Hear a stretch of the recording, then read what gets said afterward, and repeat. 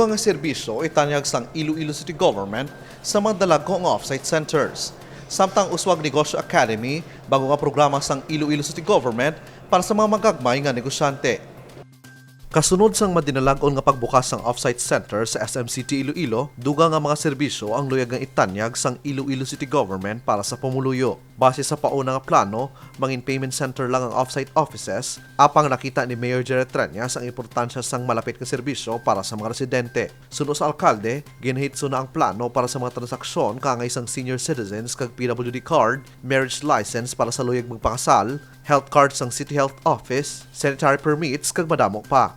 We will have the senior citizens, kaya damo pa di ka pila bala.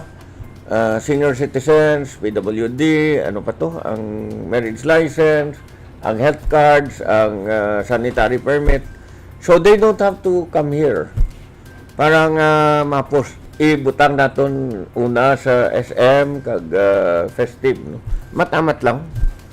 Target sang lokal nga panguluhan nga mag-umpisa sang sini nga mga serbisyo para sa mga dalago nga offsite center kangay sang SM City kag Festive Walk. Dugang nga personnel ang ipahamtang sa nagkalain-lain nga concerned offices para magserbisyo sa offsite center. Pati ang pagkuha sang sedula amangin available na sa offsite center suno sa alkalde. Ginaliwat-liwat ko na sa taxpayers na it's not because I don't want to see you. Ti makadto dila sa City Hall, no? It's because I want to make it easier for you to deal with government. Mangin pilot location ng SMCT Iloilo kag Festive Mall. Ginatunaan man ang pagbukas ng offsite center sa Sabado para sa mas epektibo nga paghatag sang serbisyo. Kung mangin madinalagon, sunod nga dugangan sang serbisyo amo ang offsite center sa Merrimart kag Atrium Mall. Kevin Patrick Casipe para sa Level Up Patrol.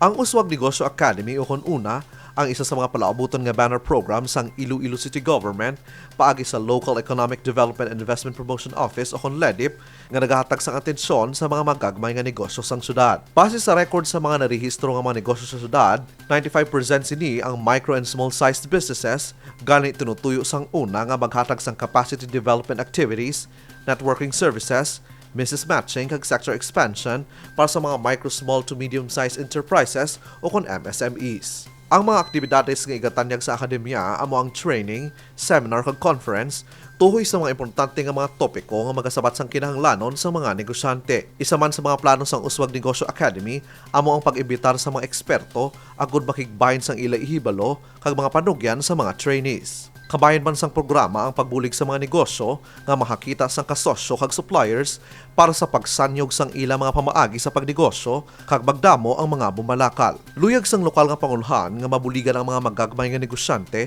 bangod ang ila pag-uswag ang nagatibuong man sang kauswagan sang syudad. Kevin Patrick Casipe para sa Level Up Patrol.